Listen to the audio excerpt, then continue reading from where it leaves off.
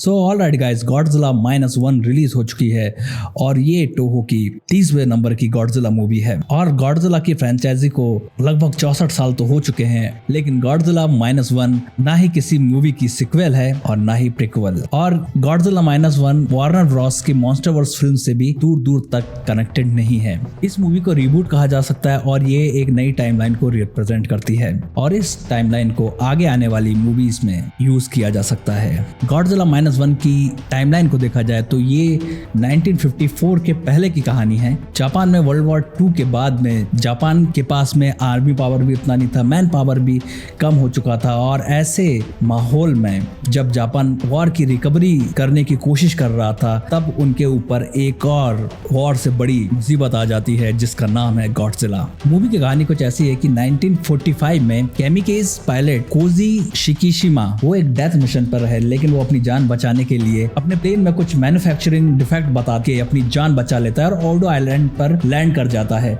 लेकिन ओडो आइलैंड पर इनका सामना हो जाता है गॉडजिला पे। अब ओडो आइलैंड पर इन्हें जो गॉडजिला मिलता है वो अभी छोटा है, पूरी तरीके से डेवलप नहीं है, लेकिन गॉडजिला की दहशत तो वैसी ही है जैसी हमेशा रहती है और इसके कारण कई लोगों की वहां पर जान चली जाती है। शिकिशिमा वापस अपने शहर में आ जाता है, लेकिन उसके मन में वो एक गिल्ट हमेशा चलता रहता है कि उसकी वजह से कई लोगों की जान गई। शिकिशिमा शहर में नोरिको, वो लड़की जिसे वो एक फायर बम अटैक में मिला था, और उसके साथ में अकीको जो एक अनाथ बच्ची है, ये तीनों साथ में रहते हैं। इसके बाद में शिकिशिमा माइनस्वीपर की जॉब करने लगता है और उसी बोट में उसके साथ में केंजी नोडा, सेइजी और शियू भी रहते हैं। और इस क्रू को अपने काम के कारण गवर्नमेंट सीक्रेट का कुछ कॉन्ट्रैक्ट मिल जाता है जापानीज और अमेरिकन गवर्नमेंट की तरफ से। अब 1947 में इन्हें एक बड़ी सी शिप मिलती है जो बहुत बुरी तरीके से टूटी फूटी है और इन्हें तब एहसास होता है कि टोक्यो बे में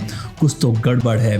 और वो गड़बड़ इनके सामने जब आती है तब इन्हें पता चलता है कि वो गड़बड़ है गॉडजिला, जो कि अब अपने साइज से बहुत ज्यादा बड़ा हो चुका है और पूरी तरीके से ग्रोन हो चुका है। और उसके इस मिस्टीरियस साइज का कारण है अमेरिकन न्यूक्लियर टेस्टिंग जो साउथ पैसिफिक हैबिटेट में हुई थी। सेम यही रीजन गॉडजिला के म्यूटेट होने का टोहो की गॉडजिला मोथरा, किंग गिदोरा और giant monster all out attack में भी दिखाया गया है, जिसे इस मूवी में एक्नॉलेज किया गया है। और हमें सभी को पता है कि जैसे ही लोगों को गॉडजिला के बारे में पता चलता है तो गॉडजिला सीधा पानी छोड़ के सिटी की तरफ वापस आ जाता है और जापान को वॉर से हुए ट्रॉमा से भी ज्यादा बड़ा ट्रॉमा देता है और उनकी धज्जियां उड़ाने लगता है। लेकिन इस फिल्म में हम एक चीज तो मार्क आउट कर सकते हैं कि अमेरिकन मॉन्स्टरवर्स मूवीज में गॉडजिला को हमेशा हीरो दिखाया जाता है जो बैलेंस को रिस्टोर करने के लिए फाइट करता है और दूसरे मॉन्स्टर जो नेचुरल ऑर्डर के लिए थ्रेट हैं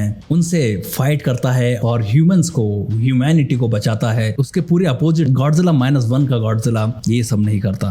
गॉडजिला -1 में जो गॉडजिला है वो केबल और केबल डिस्ट्रक्शन जानता है और उसके रास्ते में आने वाली हर एक चीज को वो डिस्ट्रॉय करता हुआ निकल जाता है। इसे सही और गलत से कोई फर्क नहीं पड़ता। गॉडजिला -1 का अगर बजट स्केल देखा जाए तो ये मॉन्स्टरवर्स की मूवीज के बजट से तो काफी कम है, लेकिन फिर भी इन्होंने गॉडजिला के इस वर्जन को बहुत ही अच्छी तरीके से स्क्रीन पे शो किया है। गॉडजिला अपनी पूंछ, अपनी जॉ, सभी चीजों का इस मूवी में इस्तेमाल करता हुआ दिखेगा और गॉडजिला की स्पाइन एक्सटेंड हो जाती है जब भी वो अपनी एटॉमिक ब्रीथ को छोड़ने के लिए तैयार होता है। और गॉडजिला इस मूवी में एक लिविंग वेपन की तरह दिखाई पड़ता है। गॉडजिला बहुत ज्यादा स्कैरी दिखता है और एक डेडली मॉन्स्टर की तरह खड़ा हुआ दिखाई पड़ता है। इस मूवी में ये कभी भी नहीं दिखाया गया कि लोग बिना वजह के मारे जा रहे हैं या लोगों में वीकनेस या कायरता है, बल्कि इस मूवी में ये रिफ्लेक्ट किया गया है कि चाहे जितनी भी बुरी परिस्थिति आ जाए, लोगों में हमेशा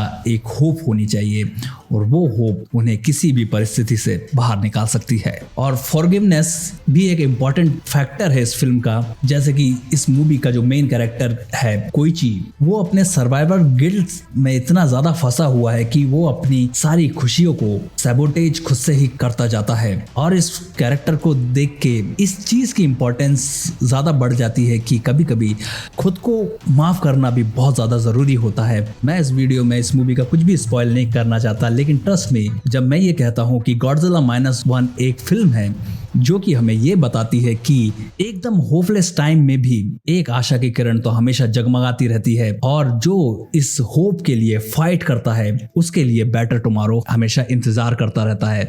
सो आई होप ये मूवी देखकर भी आपको यही सेम फीलिंग आएगी। सो ये था छोटा सा स्पॉइलर फ्री रिव्यू था मेरा गॉडजिला -1 के बारे में। अब इसके बाद में एक कंप्लीट स्पॉइलर से भरा हुआ इस मूवी की कंप्लीट स्टोरी को मैं एक्सप्लेन करूंगा नेक्स्ट वीडियो में। तो मिलते हैं नेक्स्ट वीडियो में, जब तक के लिए टेक केयर गाइस।